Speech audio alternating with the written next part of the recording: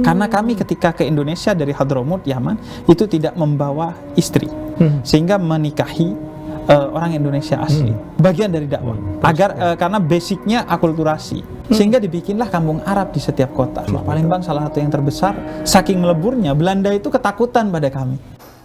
Pada tahun 1965 sampai 1970-an, banyak Habib bermarga Aidid yang menghilangkan nama Aididnya karena situasinya saat itu tidak memungkinkan menggunakan nama Aidid.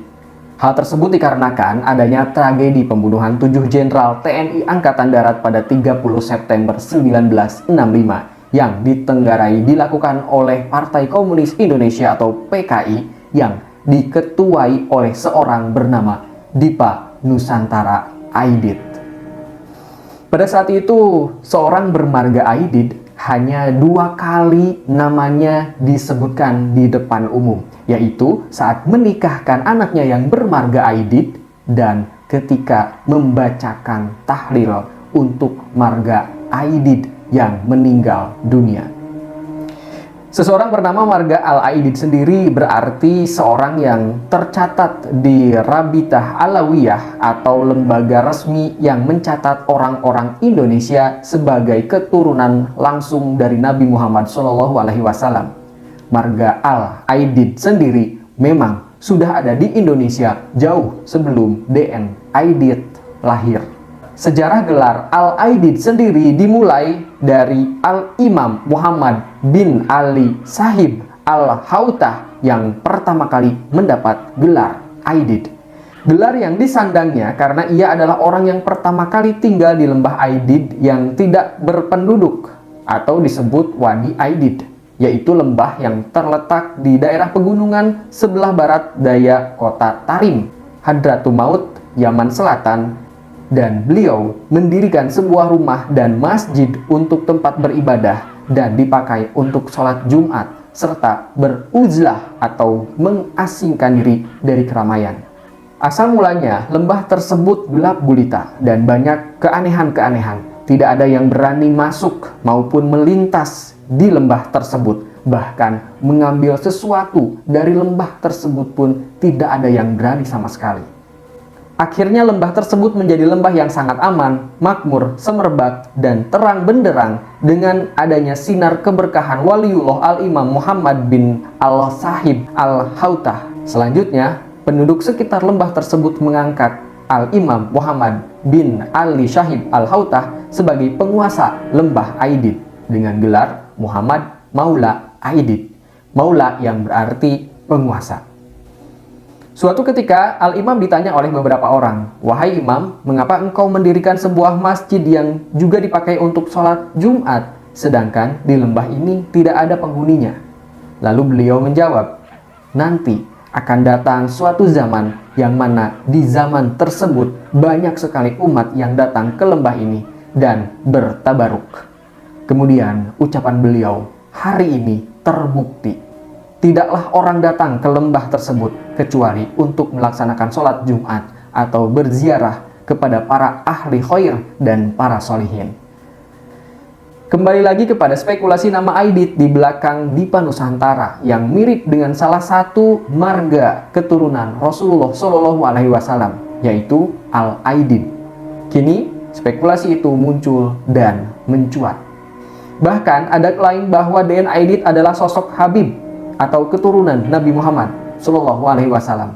Hal ini terkait dengan latar belakang keluarga DN Aidid yang merupakan tokoh Islam terkemuka pada zamannya. Tadi pungkiri, Dipa Nusantara Aidid atau DN Aidid ini memiliki latar belakang keluarga dengan agama yang sangat kuat.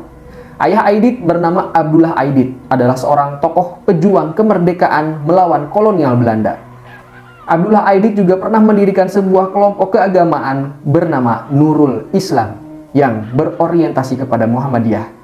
Abdullah bekerja sebagai mantri hutan, suatu pekerjaan yang cukup dihormati pada masa itu. Kakek Aidid sendiri bernama Haji Ismail, seorang pengusaha perikanan yang cukup mapan di Belitung. Sayangnya, tidak banyak referensi yang membuka latar belakang siapa Haji Ismail atau asal-usulnya. Sosok DN Aidit yang bernama asli Ahmad Aidit ini sudah hatam Al-Quran semenjak ia kecil. Ahmad dan adik-adiknya dididik secara Islami. Saban hari sepulang sekolah, mereka belajar mengaji di bawah bimbingan sang paman, Abdurrahim. Orang yang sekampung mengenal Ahmad Aidit sebagai bocah yang alim, rajin ke masjid, dan juga pandai mengaji. Melihat sekilas nama asli DN Aidit, klaim itu seolah mendapat kebenarannya. Dengan latar belakang itu, benarkah DN Aidit adalah keturunan Rasulullah SAW? Klarifikasi lebih jelas diperoleh dari perkumpulan marga Aidit di Indonesia. Habib Alwi selaku ketua perkumpulan marga Aidit menjelaskan bahwa Aidit yang disandang pentolan PKI atau yang disandang oleh Dipa Nusantara itu tidak terkait dengan marga Aidit. Habib Alwi pun membantah klaim Ilham yang menyebut kaitannya dengan keturunan Rasulullah SAW. Tidak benar ujarnya. Namanya tidak ada di daftar buku silsilah, kata Habib Alwi menegaskan. Namun Habib Alwi mengakui kemiripan nama dengan DN Aidit itu membawa konsekuensi yang besar bagi seluruh marga Aidit di Indonesia. Diakuinya, sempat marga Aidit ini sengaja dihilangkan identitasnya. Aidit pun sempat menjadi marga yang menghilang di Indonesia. Namun sumber lain mengatakan nama Aidit di belakang nama DN Aidit dan orang tuanya bukanlah nama marga. Namun diakui memang ada hubungan antara marga Aidit dengan keluarga DN Aidit. DN Aidit adalah anak dari Abdullah Aidit. Abdullah Aidit memiliki ayah bernama Haji Ismail, asal Sumatera Barat.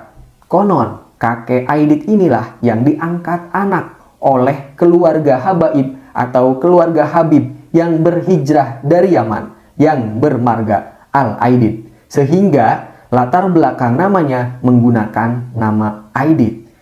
Untuk diketahui, pada tahun 2020 silam, Ketua Umum Rabitah Alawiyah yaitu Zain Umar Smith telah menyebut bahwa DN Aidit bukanlah anak cucu Rasulullah SAW. Tidak ada di Alawiyin. Menurutnya, hal itu perlu ditegaskan. Karena silsilah nasabnya tidak ditemukan dalam kitab pegangan yang dijadikan pedoman lembaga nasab yang ada di Indonesia. Zain Umar Smith menjelaskan, berdasarkan penuturan atau fatwa dari para sesepuh Alawiyin, nasab itu dimulai saat hijrah pedagang Arab dari marga Al-Aidit ke kota Palembang. Pedagang itu menikah dengan seorang janda penduduk setempat yang telah mempunyai anak dari suami sebelumnya dan bernama Nuh. Nuh kemudian menjadi anak angkat dari saudagar Arab tersebut dan menganggap dirinya sebagai keturunan marga Al-Aidit. Namun, karena adanya cara penulisan Aidit dari waktu ke waktu, maka Aidit dia sebut berubah menjadi Aidit oleh bahasa setempat. Sehingga namanya menjadi Nuh Aidit. Setelah Nuh Aidit dewasa, kemudian ia menikah dan dari pernikahannya inilah lahir seorang anak laki-laki yang bernama Ja'far menurutnya. Lanjut Zain, setelah Nuh dan istrinya meninggal dunia, Ja'far bin Nuh dibawa ke Jakarta dan diasuh oleh keluarga paman dari ibunya. Jauh setelah itu, tepatnya ketika Ja'far bin Nuh dewasa, dia terpengaruh ajaran-ajaran komunis, sehingga menjadikannya bagian dari anggota Partai Komunis Indonesia. Selanjutnya, dia mengganti nama dengan Dipa Nusantara Aidit, yang kelak merupakan gembong komunis di Indonesia. Tuturnya seperti itu.